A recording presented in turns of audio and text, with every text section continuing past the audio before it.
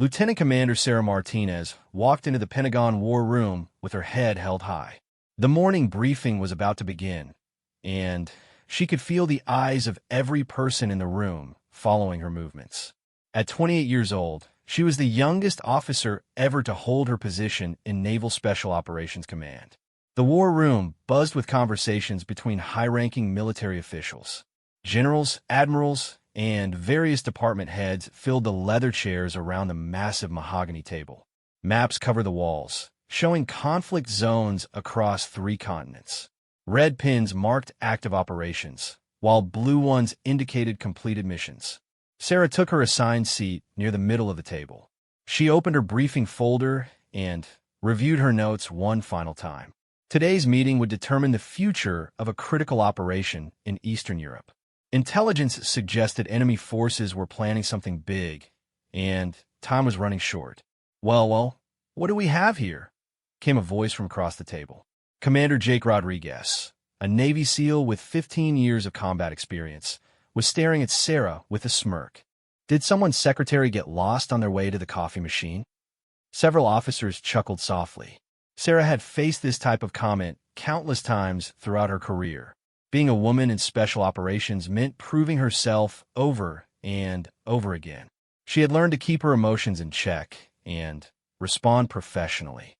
"Good morning, Commander Rodriguez," Sarah replied calmly. She didn't look up from her papers. "I hope you're prepared for today's briefing on Operation Nightfall." Jake leaned back in his chair, clearly enjoying the attention he was getting from the other officers. "Oh, I'm prepared, sweetheart. The question is whether you understand what we're dealing with here. This isn't some desk job where you shuffle papers all day." The room grew quieter. Some officers shifted uncomfortably in their seats. They knew Sarah's reputation, but Jake seemed determined to push his luck. He had heard rumors about her background, but dismissed them as Pentagon politics.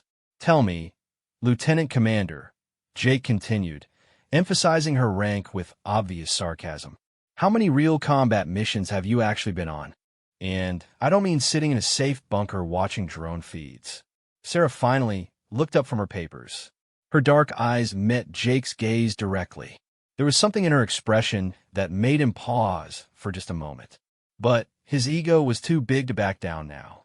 "Because from where I'm sitting," Jake went on, "it looks like they're sending little girls to do a man's job these days.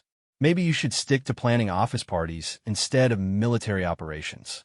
The temperature in the room seemed to drop several degrees. Admiral Thompson, who was supposed to lead the meeting, hadn't arrived yet. The other officers weren't sure how to respond. Some knew they should intervene, but military protocol kept them silent. Sarah closed her briefing folder slowly. She reached in her jacket pocket and pulled out her phone. Her fingers moved quickly across the screen as she typed a short message. Within seconds, she received a response. "Commander Rodriguez," Sarah said quietly, "I understand you have concerns about my qualifications. That's actually quite reasonable. After all, personnel files don't always tell the complete story." Jake nodded, feeling confident that he had made his point. "Exactly. Anyone can look good on paper. But real leadership is proven in the field under fire when lives are on the line." "I couldn't agree more," Sarah replied. She stood up slowly and walked toward the wall where a secure phone hung next to the maps. "Perhaps we should clarify a few things before Admiral Thompson arrives." She picked up the secure phone and dialed a short number. The room watched in confusion as she waited for someone to answer. "This is Lieutenant Commander Martinez. Authorization code Bravo 77 Alpha." She spoke into the phone. "I need immediate courier delivery to Pentagon War Room C. Priority classification red." "Yes, sir. 5 minutes will be perfect." Jake frowned. Red classification was the highest level of security clearance. Very few people in the building had access to those documents. He began to feel the first stirrings of uncertainty in his stomach. Sarah hung up the phone and returned to her seat. She didn't say another word, but there was a slight smile on her lips. The room fell into an uncomfortable silence as everyone waited to see what would happen next. Outside in the hallway, footsteps approached quickly. Someone was coming, and from the sound of it, they were in a hurry. The war room door opened with a sharp knock.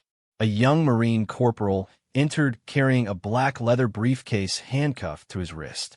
His uniform was perfectly pressed, and his face showed the serious expression of someone handling classified materials. "Lieutenant Commander Martinez?" the corporal asked, scanning the room. "That's me," Sarah replied, standing up again. The corporal approached her table and set down a small electronic device. He pressed his thumb to the scanner, then motioned for Sarah to do the same. After both biometric scans were confirmed, he unlocked the briefcase and removed a red folder marked with multiple security warnings. "Your requested documents, ma'am," the corporal said formally. "Please confirm receipt." Sarah signed the electronic pad he offered. "Received and confirmed, Corporal. Thank you for the quick response." The Marine nodded, secured his briefcase, and left the room. The entire exchange took less than 2 minutes, but every person in the war room understood the significance. Red classified documents were only released for the most sensitive operations. Jake Rodriguez felt sweat beginning to form on his forehead. He had seen red folders before, but only in the hands of the most senior commanders. What could a lieutenant commander possibly have access to that required that level of security? Sarah returned to her seat and placed the red folder on the table in front of her. She didn't open it immediately. Instead, she looked around the room at each officer present. "Gentlemen," she began, her voice steady and professional. "Commander Rodriguez raised some excellent points about field experience and combat leadership. I think it's only fair that I provide you with complete information about my background." The room was so quiet that the air conditioning system seemed loud. Every eye was focused on the red folder. 5 years ago, I was selected for a classified program that doesn't officially exist, Sarah continued. The details of this program are compartmentalized at the highest levels of government. What I can tell you is that it involved extended, deep cover operations in hostile territory. She paused and looked directly at Jake. "These weren't drone operations, Commander. These were boots-on-the-ground missions in places where capture meant torture and execution." Jake's mouth felt dry. He was beginning to realize that he might have made a serious mistake. Sarah opened the red folder carefully.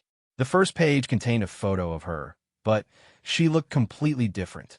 Her hair was longer and darker, and she appeared to be wearing civilian clothes. The photo seemed to be taken in what looked like a Middle Eastern marketplace.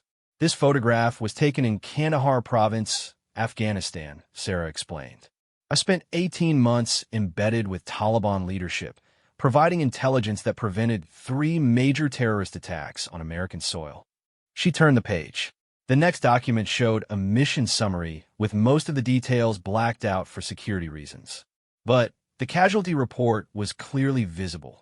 0 American losses, 43 enemy combatants neutralized. "This mission took place in Syria," Sarah said quietly. "I led a joint operation with British and Israeli special forces to eliminate a chemical weapons facility. The operation was successful, but it required me to maintain my cover while coordinating the strike from inside the enemy compound." Jake felt his face growing red with embarrassment. Around the room, other officers were leaning forward to get a better look at the documents. Some of them recognized the operation names from classified briefings they had attended. Sarah turned another page. This document contained a list of commendations and decorations. Most of the awards were classified, but Jake could see enough to understand that he was looking at one of the most decorated operatives in modern military history. "The reason my regular personnel file doesn't reflect this information," Sarah explained, "is because revealing these operations could compromise ongoing missions and endanger assets still in the field." She closed the folder and looked around the room again. "Commander Rodriguez, you asked about my field experience. I've spent more time behind enemy lines than most special forces operators spend in their entire careers. I've killed enemy combatants with my bare hands, coordinated air strikes while under direct fire, and maintained operational security in situations that would break most people." The silence in the room was deafening. Jake couldn't meet her eyes. He felt like shrinking into his chair and disappearing. "But here's the thing," Sarah continued, her voice becoming slightly softer. "None of that matters as much as our ability to work together as a team. Today's operation requires the best from all of us. Commander Rodriguez, your SEAL team has skills and experience that this mission absolutely needs. She stood up and walked around the table toward Jake's chair.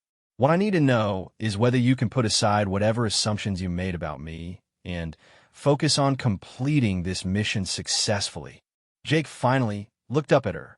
The arrogance was gone from his expression, replaced by something that looked like respect mixed with embarrassment. "Yes, ma'am," he said quietly. "I can do that." "Good," Sarah replied. "Because in about 10 minutes, Admiral Thompson is going to walk through that door and brief us on the most dangerous operation any of us have ever been assigned to." Admiral Thompson entered the war room exactly 10 minutes later, carrying his own red folder and wearing the stern expression that meant serious business. He was a tall man with silver hair and eyes that missed nothing. Behind him walked two men in dark suits who positioned themselves near the door. "Gentlemen, Lieutenant Commander," the Admiral began, taking his seat at the head of the table. "What I'm about to share with you cannot leave this room. Before we begin, I need verbal confirmation from each of you that you understand the security implications." Each officer around the table confirmed their understanding. The two men by the door were clearly intelligence officers that monitor the briefing and ensure security protocols were followed. 48 hours ago, Admiral Thompson continued, "Our assets in Eastern Europe discovered something that changes everything we thought we knew about the current conflict. A former Soviet weapons facility in Ukraine has been compromised." He opened his folder and removed several satellite photographs. The images showed a concrete compound surrounded by high fences and guard towers. This facility was supposed to have been decommissioned in 1991, the Admiral explained. According to all official records, it was emptied and sealed. However, recent intelligence indicates that biological weapons remained hidden in underground storage areas. The temperature in the room seemed to drop again. Biological weapons were every military commander's worst nightmare. Unlike conventional explosives or even chemical weapons, biological agents could spread far beyond their initial target area. 3 days ago, the Admiral continued, mercenary forces overran the facility. We believe they were hired by a terrorist organization with connections to several hostile nations. Their goal appears to be retrieving these weapons and smuggling them out of the country. Sarah studied the satellite images carefully. She recognized the type of facility from her time in covert operations. These Soviet-era compounds were built like fortresses with multiple layers of security and underground tunnel systems. The Ukrainian military has been notified, Admiral Thompson said, but their forces are stretched thin due to ongoing conflicts.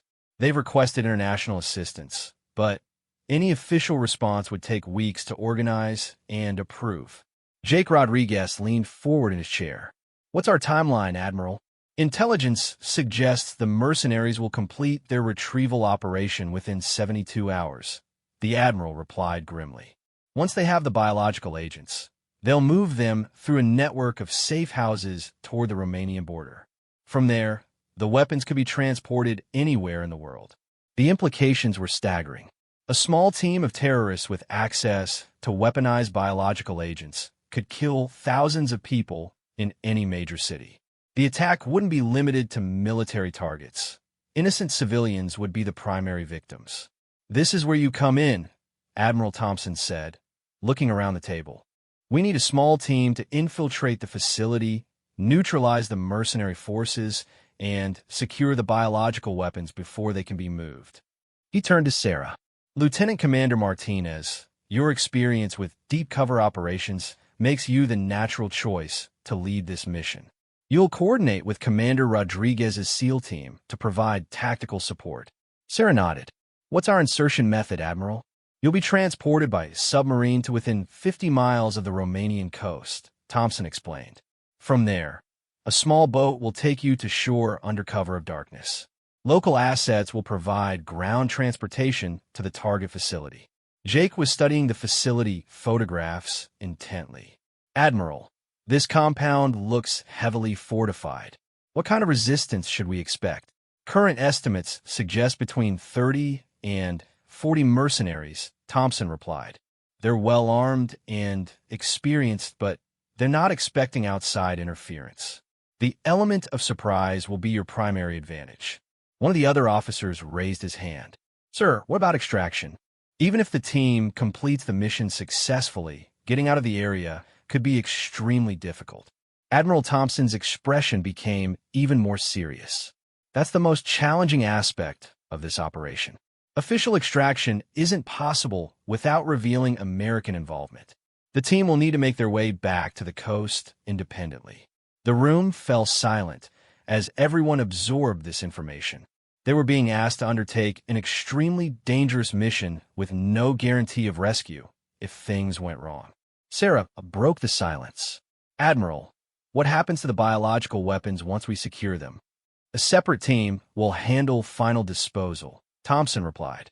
Your job is to ensure they don't leave that facility in enemy hands. He closed his folder and looked around the table one final time. I won't lie to you. This mission has a high probability of casualties. The stakes are too high to send anything less than our absolute best people. Sarah felt the familiar mixture of fear and excitement that came before every dangerous operation. This was what she had trained for throughout her career, the kind of mission where failure wasn't an option. When do we deploy? Admiral, she asked. 1,800 hours today, Thompson replied. That gives you 6 hours to prepare your teams and review detailed intelligence packets. He stood up, signaling that the briefing was over. Gentlemen, Lieutenant Commander, the safety of thousands of innocent people depends on your success. I have complete confidence in your abilities. As the Admiral left the room, Sarah turned to Jake Rodriguez. Despite their earlier conflict, she could see the professionalism and determination in his eyes. Whatever personal issues they might have had were now completely forgotten. 6 hours later, Sarah stood on the deck of the USS Virginia, a nuclear submarine positioned in international waters off the Romanian coast. The night air was cold and salty, and waves crashed against the submarine's hull as it maintained position on the surface. Jake Rodriguez and his SEAL team were already aboard, checking their equipment one final time. The team consisted of 6 highly trained operators, each specializing in different aspects of special operations warfare. They had worked together for 3 years and moved with the coordinated precision of a machine. Rodriguez, Sarah called out as she approached the group. How are your men feeling about the mission? Jake looked up from his weapons check. The tension between them from the morning briefing was completely gone, replaced by professional respect and shared purpose. They're ready, Commander, he replied. We've reviewed the facility blueprints and identified 3 possible entry points. The main gate is too heavily defended, but there's a maintenance tunnel that connects to the underground storage areas. Sarah nodded approvingly. That matches my assessment. The tunnel system is our best option for avoiding detection until we're ready to move. She spread a map on a nearby table, showing the compound layout in detail. Intelligence indicates the biological weapons are stored in this section. She pointed to an area marked in red. The mercenaries have set up their command post in the main building here. One of Jake's team members, Sergeant Mike Torres, studied the map carefully. Commander Martinez, what's our biggest concern once we're inside the facility? Time, Sarah replied without hesitation. The biological agents are stored in temperature-controlled containers. If those containers are damaged during fighting, we could have a contamination situation that spreads far beyond the facility. The implications made everyone pause. Not only did they need to eliminate the mercenaries, but they had to do it without damaging the very weapons they were trying to protect. We'll need to move fast and precise, Jake said. No room for mistakes. The submarine's captain approached their group. Commander Martinez, we're 30 minutes from the drop zone. The weather is cooperating, but we have a narrow window before dawn. Sarah checked her watch. Understood, Captain. We'll be ready. She turned back to Jake's team. Final equipment check. We go radio silent once we hit the shore. If something goes wrong, each team knows their extraction protocols. The next 20 minutes passed quickly as everyone made their final preparations.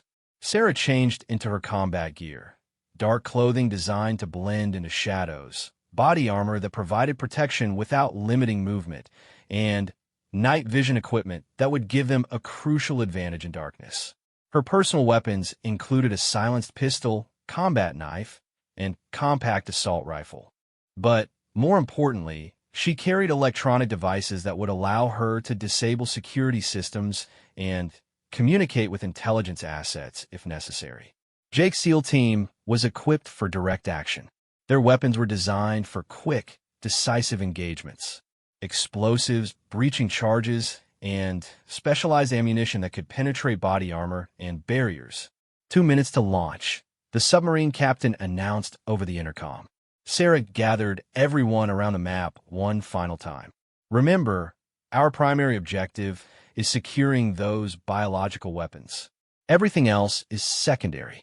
If we can eliminate the mercenaries without alerting their backup forces, that's ideal. But if we have to choose between stealth and mission success, we complete the mission. Jake nodded grimly. Understood, Commander. A small hatch opened on the submarine's deck, revealing a rigid inflatable boat that would carry them to shore. The boat was painted black and equipped with silent electric motors that would make their approach nearly undetectable. Let's move, Sarah ordered. The team climbed down into the boat quickly and efficiently. Jake took position at the controls while Sarah navigated using GPS coordinates provided by intelligence assets. The rest of the SEAL team arranged their equipment for quick access once they reached shore. As the submarine submerged behind them, leaving only the small boat on the dark ocean, Sarah felt the familiar calm that came before dangerous operations. Her mind was clear and focused, running through contingency plans and tactical options. The Romanian coastline appeared as a dark shadow against the horizon. According to their intelligence, friendly assets had prepared a safe landing zone away from military patrols. From there, they would travel inland using local vehicles to avoid detection. 30 seconds to shore, Jake whispered. Sarah could see the details of the beach now through her night vision equipment. Rocky outcroppings provided natural concealment, and there were no signs of enemy activity. Everything looked exactly as planned. The boat's hull scraped gently against the sandy bottom. Without hesitation, the team jumped out and began moving toward the tree line. Jake's men formed a defensive perimeter while Sarah confirmed their position and checked for the transportation that should be waiting. She found the hidden vehicle exactly where intelligence had promised, a civilian van that would allow them to travel without attracting attention. The keys were in a magnetic box attached to the undercarriage, just as arranged. Vehicle secured, Sarah reported quietly. 15 minutes to target. As the team loaded into the van, Sarah felt the weight of responsibility settling on her shoulders. In less than an hour, they would either complete one of the most important missions of their careers, or they would likely die trying. Jake started the engine and began driving toward their destination. Through the windshield, Sarah could see the first faint hints of dawn beginning to lighten the eastern horizon. Time was running short. The van stopped 2 kilometers from the target facility, hidden among a cluster of abandoned farm buildings. Through her binoculars, Sarah could see the compound's perimeter lights and guard towers clearly. Mercenary sentries were visible at several positions, but their patrol patterns seemed routine and predictable. Contact in 3 minutes, she whispered into her radio. Jake's team was already moving through the darkness toward the maintenance tunnel they had identified during planning. Sarah approached the facility from a different angle, using her covert operations training to remain invisible. Her job was to disable the electrical systems and security cameras, creating a window of opportunity for Jake's team to breach the compound. The perimeter fence was topped with razor wire, but Sarah had dealt with similar obstacles countless times. She used specialized tools to create a small opening without triggering alarms. Every movement was calculated and silent. Once inside the compound, she moved like a ghost through the shadows between buildings. The main electrical junction box was located exactly where intelligence had indicated, attached to the rear of the administration building. Sarah opened the junction box and began working with practiced efficiency. Her training included extensive technical skills, and disabling security systems was one of her specialties. Within 90 seconds, the cameras went dark and the perimeter lighting began flickering irregularly. "Security systems down," she reported quietly into her radio. "You have a clear window." Jake's voice came back immediately. "Moving into the tunnel now. Resistance at entry point neutralized." Sarah began moving toward the main storage building where the biological weapons were kept.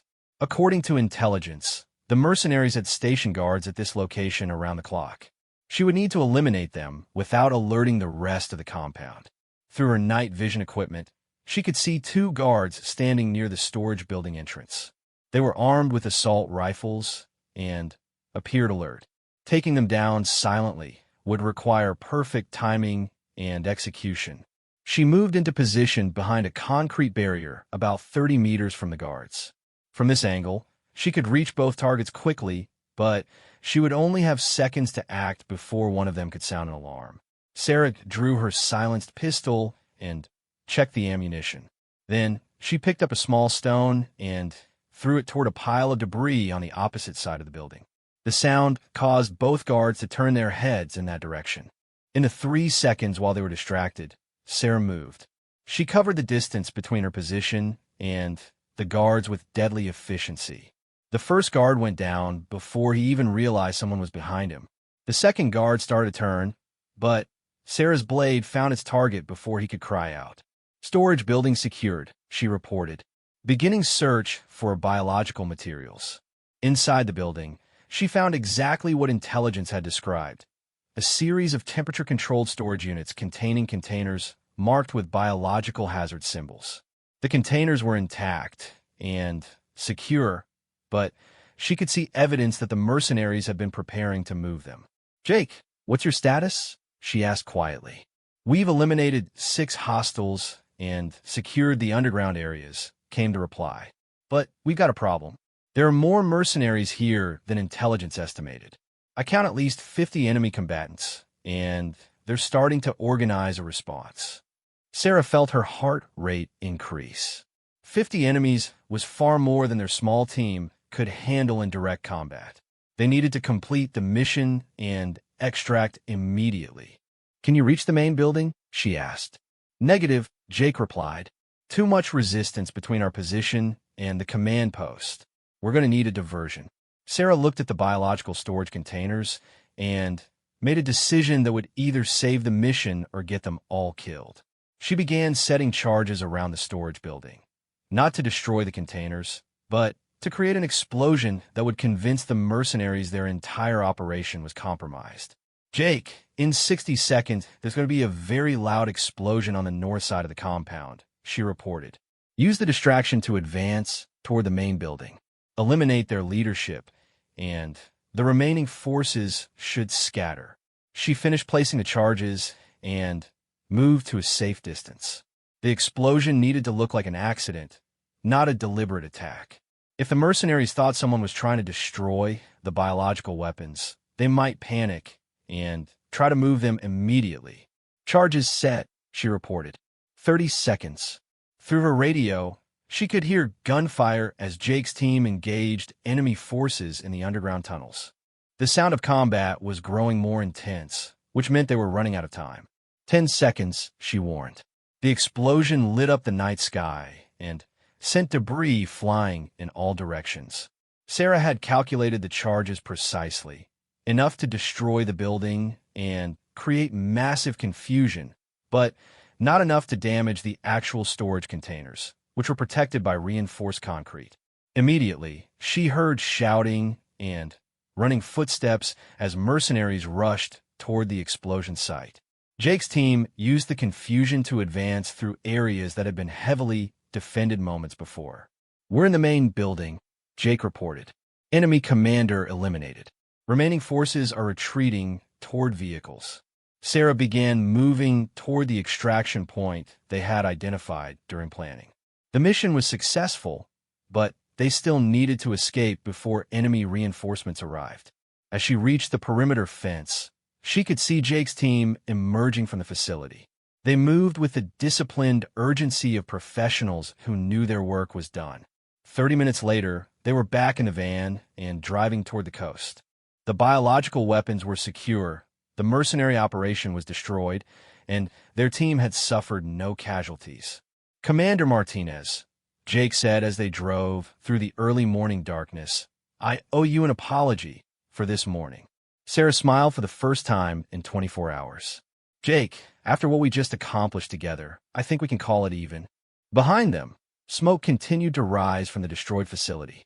The mission that had started with conflict in a Pentagon war room had ended with perfect teamwork and success against impossible odds.